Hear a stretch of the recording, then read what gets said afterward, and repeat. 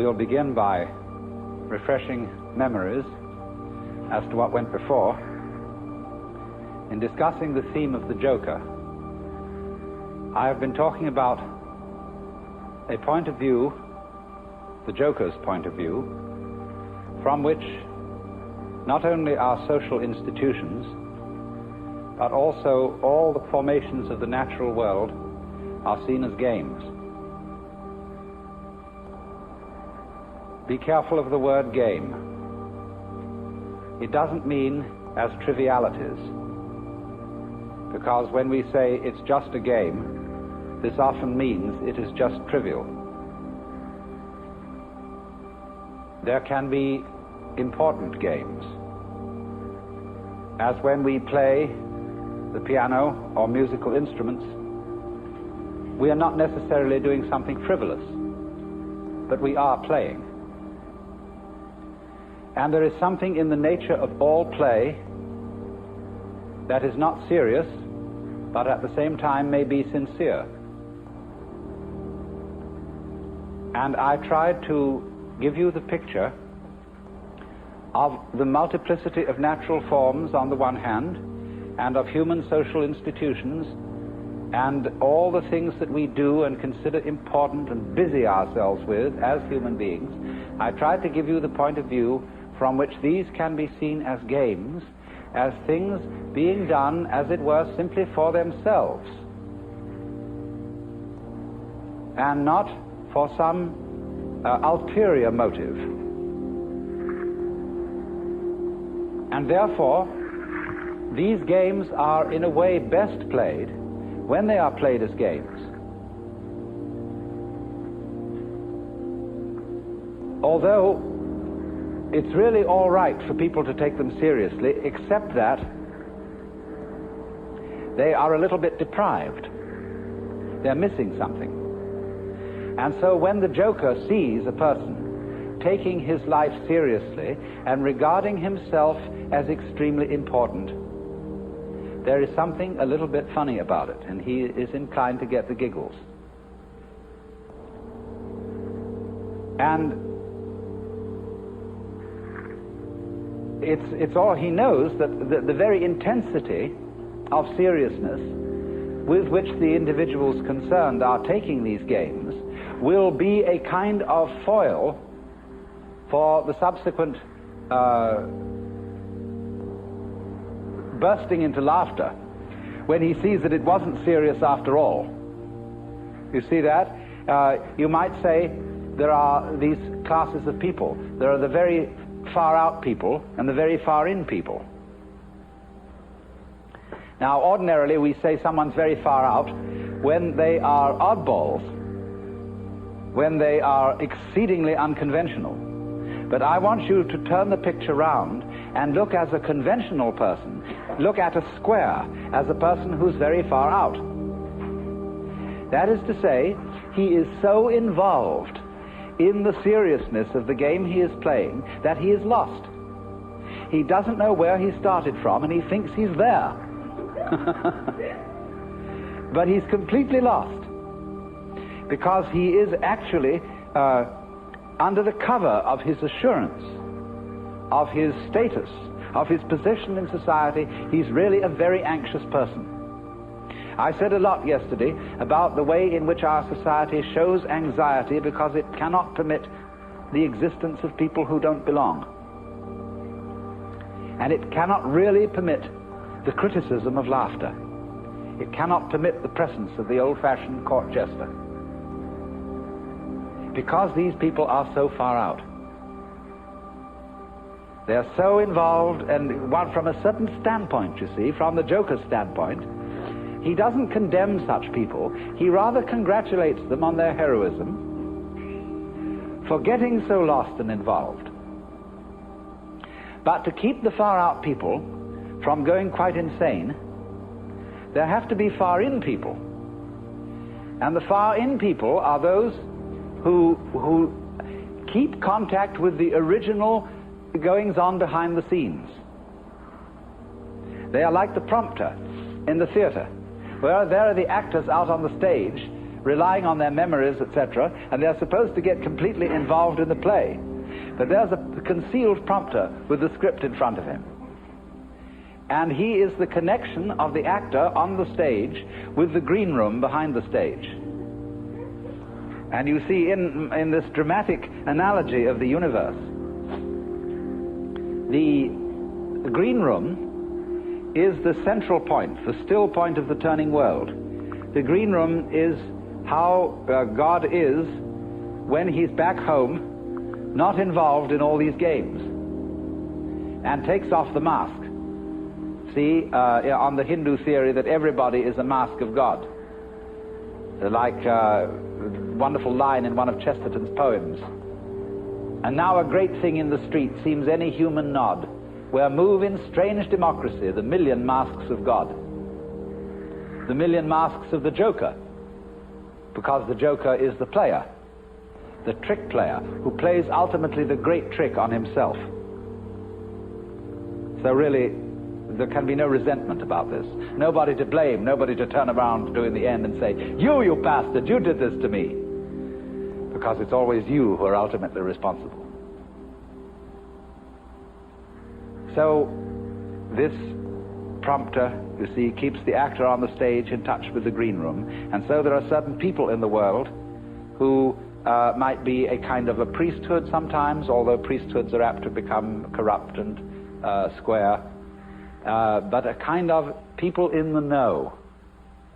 There always has to be somebody around in the know, so that, as it were, the wheel of society and of existence, the wheel of the squirrel cage, the wheel of the rat race, can have an axle firmly planted. And at the center then there have to be the far-in people. So this is the domain of jokers. Now, having developed that side of the joker, the person who sees through the social institutions as games, I went on in the second session to discuss another aspect of the joker as the sly man, in comparison with the monk, the fakir, and the yogi, who undertake all those three, undertake in certain different ways disciplines which have the intent of releasing them from their karma.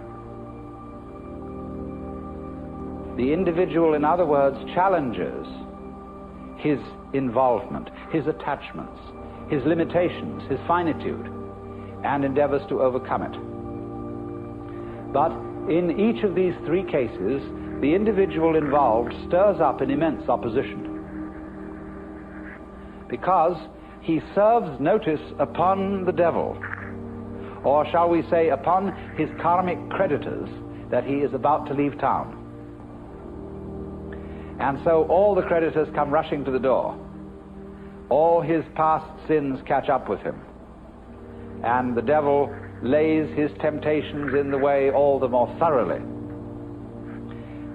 So that the sly man is the one who, when he is going to leave town, does so instantaneously without any prior announcement. And so in this way there is, shall we say, a cunning manner of becoming a Buddha.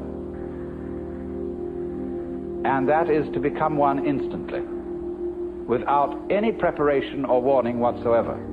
This is why Zen is called the sudden school, and why Satori is a sudden awakening. Because it has to be done without the slightest warning. Now, but then I pointed out that the moment you have any idea about doing this, you've already ceased to be sudden. That is to say, the moment you seek for some spiritual attainment, which is becoming a Buddha, becoming awakened, becoming released, getting in there, you've already served notice upon your creditors. So that somehow or other you find that you have to do it without intending to do it.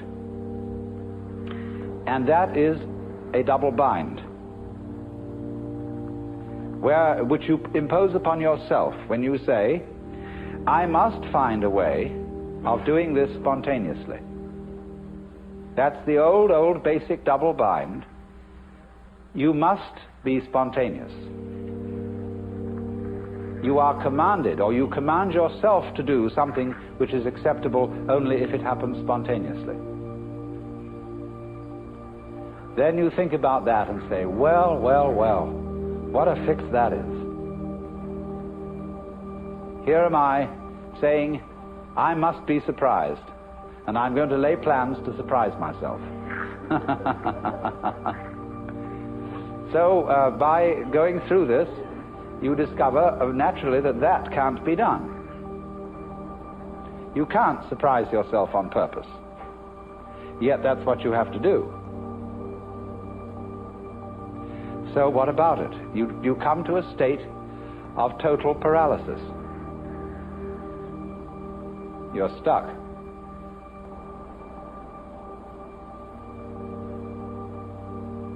The one thing that is terribly important to be done can't be done. It has to happen. It really does if you're earnest about this. You want to get out of the trap. But you can't do anything about it, either actively or passively.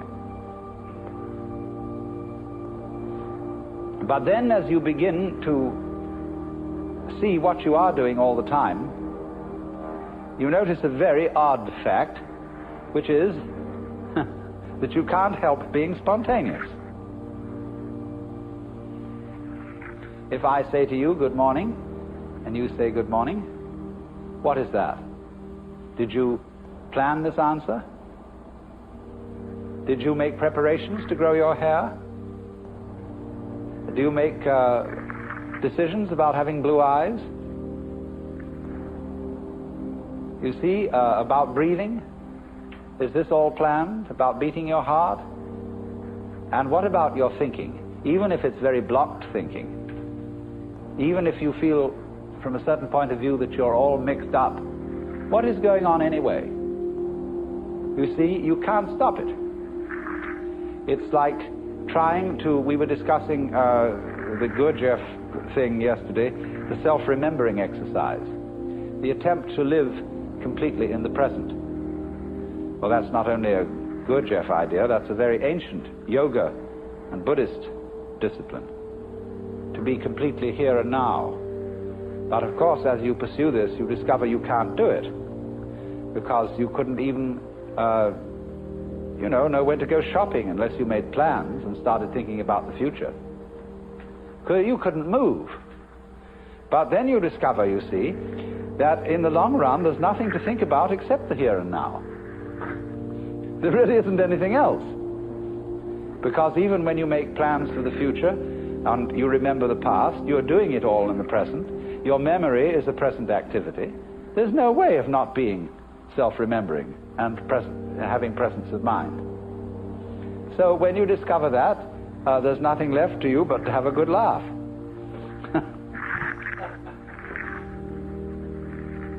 Well, now, I want to develop to a greater extent something I only touched on yesterday afternoon when we were discussing anxiety and laughter and the relationship between the two. I suggested that anxiety and laughter are really the same phenomenon, but seen from different points of view. As we all know, we can have shudders of horror and shudders of delight, tears of grief and tears of joy. And it's the same shudders and the same tears in either case, but they have a completely different meaning. Now, life is a matter of oscillation. Life is vibration. It's the whole time and all the way through. The question is, how are you going to interpret that? Is it tremble, tremble, tremble, or is it laugh, laugh, laugh? That's the great thing. And sometimes it's one, and sometimes it's the other. So that the whole thing of the Joker is he comes into being, as it were, at the point when the anxiety interpretation of the trembling becomes the laughing interpretation. We were talking about monks who had skulls in their cells to remind them of mortality. And we think a grim thing. The skull is a grim thing. But Chesterton had the poem about the skull. Chattering finch and waterfly are not merrier than I. Here among the flowers I lie, laughing everlastingly. No, I may not tell the best. Surely, friends, I might have guessed death was but the good king's jest. It was hid so carefully. So you can see the skull not as a grim thing, but as a laughing thing. It's all that's left of a human being. And all the surface is peeled off, and nothing but this beautiful bone remains. It laughs.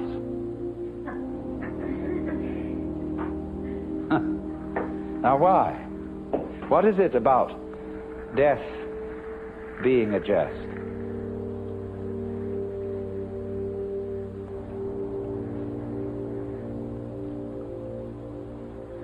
We discussed the problem of the zebra. You remember whether a zebra is a yellow horse with black stripes or a black horse with yellow stripes.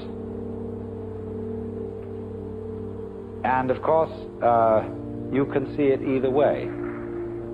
And you can argue till all is blue about which side is right. And let's suppose that a black horse is a horse of ill omen, even though striped with yellow, and a yellow horse a horse of joy and good omen, even though striped with black. This is our eternal problem. We are in the state of egocentric consciousness, firmly convinced that death is a threat. We are so convinced of this, even though individuals may say, well, I'm not really afraid of death. What I'm afraid of is dying in an unpleasant way. Nevertheless, since almost all moralists and people concerned with ethics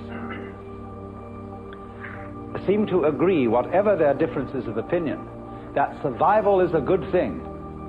In some sense, if not survival in this body, even the most, the people who would rather be dead than red, firmly believe that that is true because they believe there is a hereafter, where they can go and where they can be rewarded for the courageous stand against evil which they have taken. You see? So that's still some kind of insistence on the value of survival. And we all cling to this idea of survival with tremendous passion. But we have been fooled, because survival is an important ideal only so long as you have bothering you the bugbear of death, that the world might stop altogether, and that your death, so far as you are concerned, is curtained forever. And that is really the bogey. You see, that's all very well to rationalize and say, no, it's not death I'm afraid of, it's the pains of death.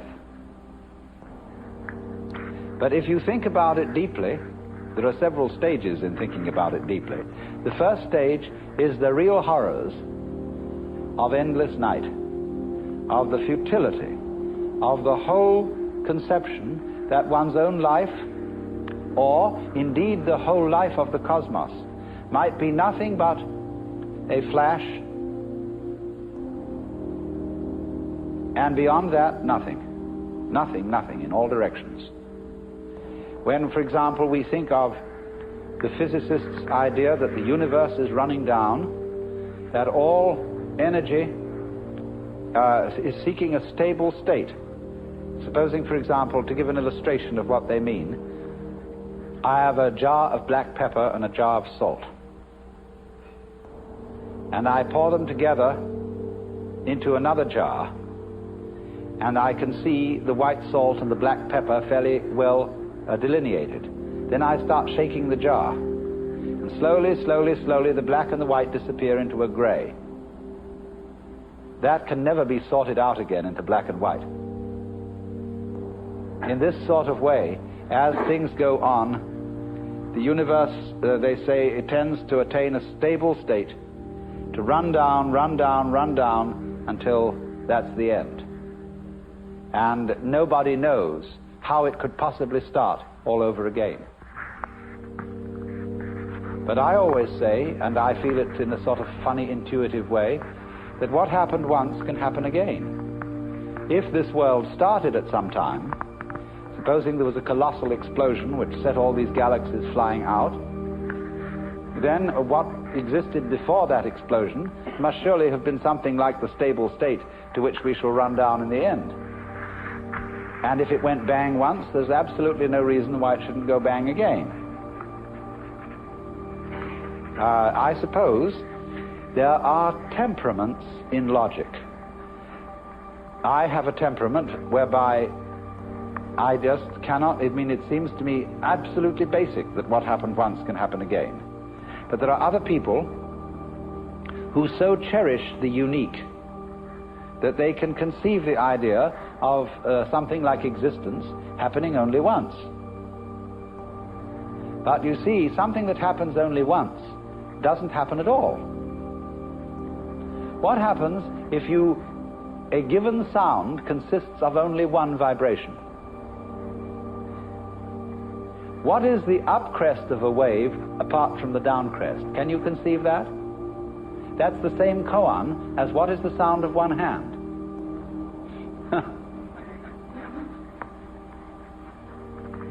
You see, it always takes two. You can't have a purely left-sided person. Imagine. So, in this way, just as you can't have just one vibration, I mean, it's like the saying, the greatest strength of mind is to eat one peanut. and so it can hardly be done. So there isn't just one vibration. And a dit but no da sort of thing. You have to have it do more. So in just the same way, when you magnify this principle, there isn't just one cosmos, or one big explosion that starts and stops. All stopping implies starting. Someone just wrote to me, we haven't parted because we never met.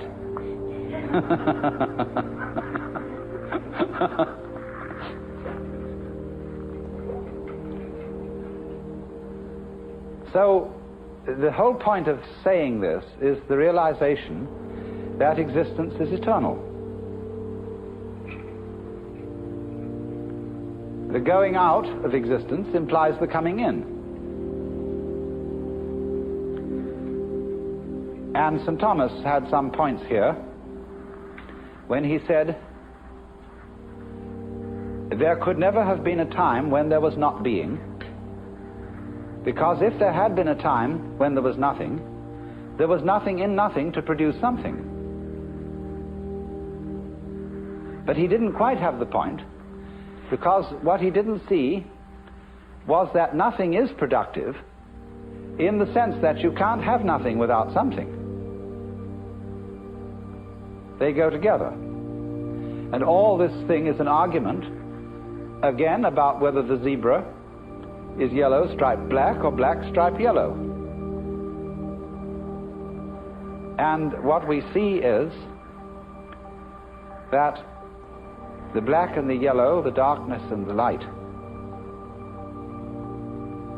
are simply two phases of the same. And that realization is exactly what transforms anxiety into laughter. Suddenly to see that you just, after all this anxiety, that you don't have anything to worry about.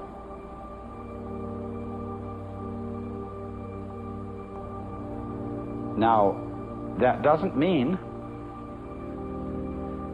that there will not in our future lie some extremely painful experiences, or experiences that we would ordinarily interpret as horribly painful.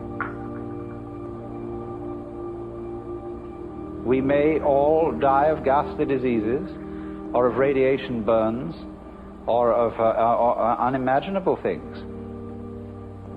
But look here. I very briefly touched on pain yesterday and the way pain is interpreted.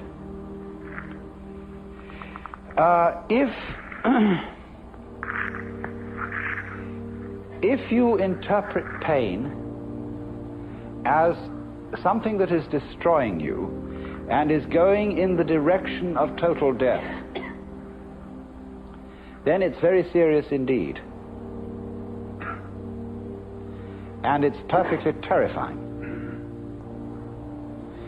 But I've been investigating experiences of people who've undergone torture. I don't know if anybody in this room has. It's always possible. But, and then if so, you can correct me. But the worst part of torture is the beginning. When, of course, you're full of all your illusions and all your fears about black and white and the terror that black may win. But it's said that as torture proceeds, it slowly changes the state of mind of the victim to a kind of drunken, masochistic giving in to the torture, so that it becomes something that he cooperates with. And that if the torturer notices this, he knows he's through and has to kill him. So,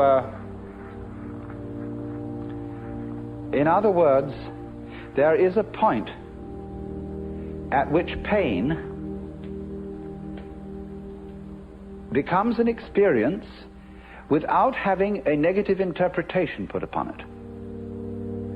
Becomes, in other words, converted into ecstasy.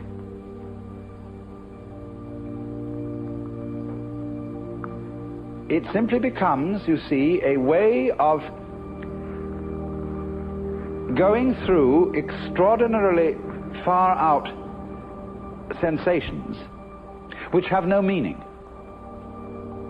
If they have meaning, the meaning of threat, the meaning of death looming at the end, and you know this is the tearing apart and the destruction of you, then you see it is absolutely horrendous.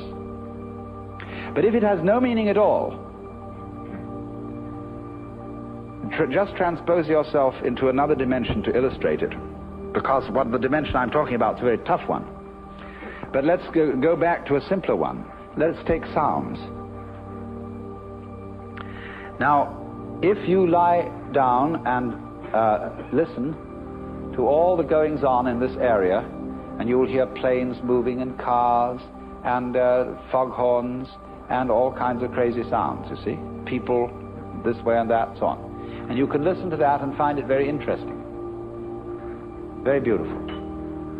But if someone were to do what John Cage does and put you in a concert hall with the expectation of hearing music, and by having a purely silent playing of the piano, compel you instead to listen to all the sounds going on around you, you would be shocked and feel that some kind of an avant-garde hoax had been perpetrated. You see, it depends on the set, on the way you approach the experience. Now, you can listen to sounds that are ordinarily considered unpleasant in a totally unprejudiced way. You can listen to discordant musical noises and find them extremely interesting if you listen carefully enough.